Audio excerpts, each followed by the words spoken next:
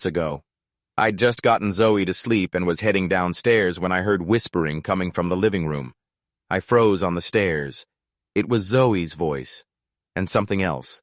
Something faint and choppy, like it was coming from the other side of a wall. A second voice, high-pitched but wet-sounding, like it had been trying to speak for a very long time.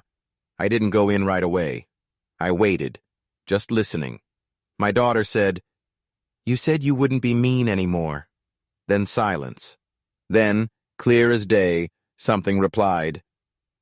"I said I'd try." I burst into the room, but Zoe was just sitting there with her hands on the vent, wide-eyed, like I'd caught her doing something wrong. When I asked who she was talking to, she said, "She doesn't like when you interrupt. She said you did that before, too." That night, I removed the vent grate with a screwdriver. Behind it was nothing but wood.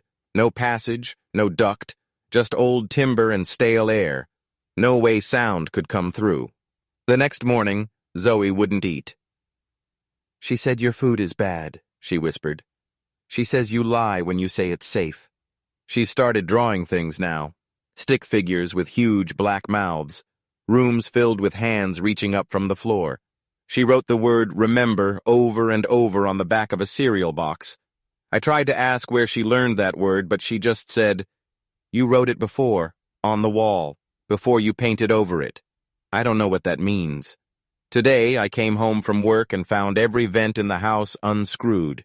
Even the one in the ceiling of the guest room, 12 feet up. The screws were all neatly stacked on the floor below each one. Zoe was in the basement, sitting in front of the vent down there, whispering with her back to me. I called her name. She didn't turn around, just lifted her hand slowly and pointed toward the wall beside the vent. I walked over. There was a small crack in the paneling, just enough to slip a finger through. Behind it, something soft. Cloth? I pulled until it gave way. It was a tiny shoe, moldy, child-sized. Zoe finally spoke.